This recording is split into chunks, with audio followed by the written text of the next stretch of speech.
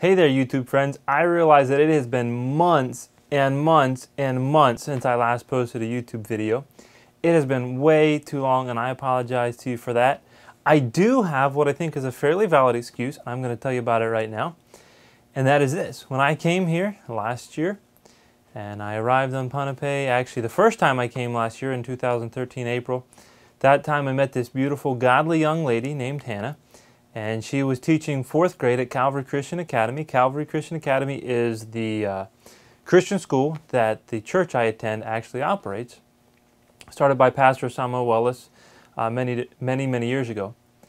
And I met her at that time in April and May, and we became friends. We enjoyed talking and fellowshipping as some of the only white young people on the island from the U.S. that had English as their first language, so we enjoyed fellowshipping.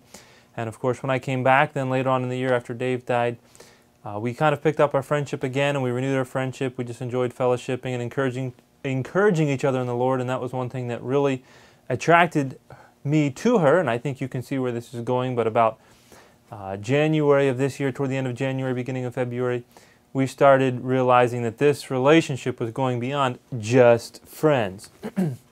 And so Hannah and I, with the permission of our parents, began pursuing a little bit deeper relationship, and now we are dating and enjoying getting to know each other a little bit better. But what that meant for you all was that instead of me spending my spare evenings and my free evenings making videos for you, well, you can guess what I was doing. I was spending my time with Hannah, of course, and I loved that very much. And then you're going to ask, well, why am I sitting down making a video for you all now? What's changed? Well, Hannah has just recently left. She's gone back to the States to be with her family in Tennessee. She's taught here on Pohnpei for the last 2 years at CCA and has decided it was time to go home and be a little bit closer to her family for a little while. And so now I'm a lonely old man sitting in my apartment making videos for you all again. Let me just give you a little bit of update about the summer and what happened. The beginning of June, well, let me start with this about the station, the radio station. It's running very well. We haven't really had any major problems. I've been able to make some upgrades. One of the things I did this summer was incorporate a backup system to where every day our computers back themselves up, especially the important information. Last year we had several crashes, and it was very difficult to get back up and running, and we got back up and running, but we were playing the wrong programs at the wrong time and a lot of crazy things. And I've got it set up now to where if we have a crash, I can pull that information off the backup and immediately start actually playing the right programs the very next day. I also have it backing up to a spare computer that at any moment they should be playing the exact same thing. And if one computer goes down, we should be able to switch to the other one. So that's been a big blessing and a little bit of a relief in your mind to know that you have some backup and some options if you do run into problems. So that's been running very well. The beginning of June, Hannah and I actually had the chance to go to the island of Mokil. This is an island that's one of the main outer islands of Pohnpei, one of 5. It's very small. It's about 100 miles southeast of Pohnpei. And there's only about 100 to 150 people living on this island. Now you have 2 ways to get there. You can either pay over $200, I believe it's $240, to go on a local small private plane that makes a run out there with some supplies every week or so. Or you can pay $15 to go on what's essentially a cargo ship that makes a trip there approximately twice a year. Now, of course, $240 is quite expensive for something that's a fairly short flight, and many of the local Pohnpeians or Mokilese can't afford that. So when the ship does make a run down there, it's packed. And so, of course, the island of Mokil is actually the home island for many of the people that go to Calvary Baptist Church. And so every time the ship goes, many of the people from the church were going down. And this time several families were going down, and they said, oh, there's places that you guys can stay down there and you can just go down and enjoy. So it cost us, I believe, $15 each to actually go round trip on that ship. But of course the ship was just packed. You're sleeping on the deck with people all around you. They do have some tarps up, and in the middle of the night on the way down there it was quite stormy, and it was raining, and there was holes in the tarp. It was just a very unique experience. Frankly, not necessarily a good experience, but a unique experience. But once we got there, it was a beautiful island, crystal clear waters. We had some fantastic snorkeling experiences. It was just wonderful. We had stayed with a really nice couple there, and there's running water, but it's caught in catchments from the rainwater, and then that's funneled by gravity down into some sinks. There was electricity in limited amounts, solar and an occasional generator. And so that was just a fantastic experience to see that island and get the difference of culture. You know, these people survive on just a totally different way than what we as Americans do. We're used to have everything just provided for us and just go to the store and get this. These people do a lot of just living off the land or waiting until the ship brings supplies. Again, that plane does bring supplies occasionally. But it even caused me to think there's a few outer islands of Pohnpei that don't have an airstrip. And so they're even more remote and even more dependent upon just whatever they can grow. So that was a fantastic experience that Hannah and I got to enjoy together. We had a beautiful time down there with the stars were amazing. You're just so far away from any sort of light pollution. You could see the Milky Way. And then during the summer, or the beginning of the summer and the spring, Hannah told me that when she was getting ready to leave at the end of the school year, that she was going to be going to Yap and visiting the missionary family, Paul and Sherry Zimmer. And they're missionaries on Yap. And she kept pleading with me to come with her and spend some time with her in Yap. And so I told her, no, it's too expensive. It's too expensive. And I guess I should say Yap is the westernmost island of the Federated States of Micronesia. It's actually just one state over from Pohnpei, but it's quite a distance. You have to fly north to Guam and then kind of fly southwest to Yap. And so she was asking me, and I just kept saying it's too expensive. And suddenly I realized that I had some United miles that I had been saving for something special, so I decided to use those, but I wanted to surprise her. And so Hannah left here on June 21st, and she flew to Guam, and she was going to stay in Guam for the weekend and then fly on that Tuesday evening down to Yap. So I didn't tell her, I kept it all a secret, but I flew up there on Tuesday, so she left on Saturday, went to Guam, stayed in Guam, and on Tuesday I flew to Guam, met her in Guam, surprised her there. She was completely surprised, had no idea. And then we flew together down to Yap. I was pretty proud of myself, actually. I was able to find out exactly what seat she was on, and I booked the seat right beside her and surprised her that way as well. And we had a fantastic time with Paul and Sherry Zimmer. These missionaries have been there for quite some time. They're serving the Lord, and they're running a Christian radio station there. He's pastoring a church.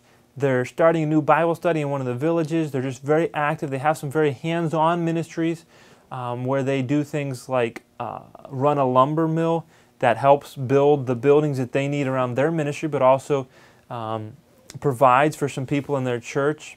And honestly, I just fell in love with these people. Our hearts were knit, felt like we had a lot of things in common, and just had a fantastic time there.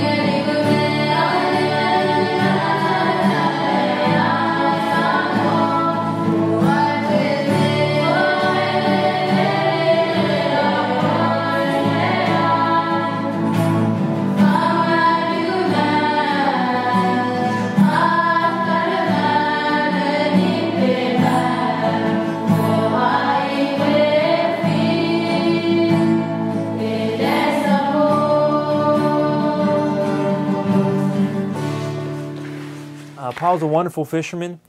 He took us out fishing twice. We had a chance to catch some wahoo and some barracuda and some tuna. And he wanted to catch the big old marlin. And actually the last night we went out fishing, we had a marlin bite right at the end, and we weren't able to bring him into the boat, but had a really good time with them fishing. I was able to preach for the youth meeting on Friday night and gave a challenge. And you know, I'm not really a preacher, but the Lord gave me a message I was really excited about to preach for them. Also in Yap, we had a chance to go diving, and it was a phenomenal experience. The waters were crystal clear. You could see down just a great distance as though there was nothing between you. You felt like you were flying or floating in air because you didn't even realize there was water. It was just so crystal clear. Beautiful. We were able to see a few small sharks. We saw a sea turtle, saw some manta rays, just a variety of fish. And I think it was one of the highlights of my time in Yap. It was just absolutely beautiful. And just had some really great fellowship on Yap. I stayed there 1 week, Hannah stayed a little bit longer. When my time on Yap was over, I was able to go back to Guam, where I spent a week on Guam with Harvest Baptist Church, and more specifically with Harvest Family Radio. They run an FM station there, and it's definitely a lot farther advanced than what we have here in Pohnpei. And so I was able to learn a lot of things and get some ideas for some changes I'd like to make here at our station, even with some equipment that I'd like to implement and some backup procedures and those kinds of things that I really felt were very profitable to me. I also got to preach there to some of the college kids for their dorm devotions one night. Harvest runs a Bible college for the Micronesian islands. Many of the Micronesian young people go there and get trained in the Word of God, and so it was a privilege to be able to teach their dorm devotions as well one night.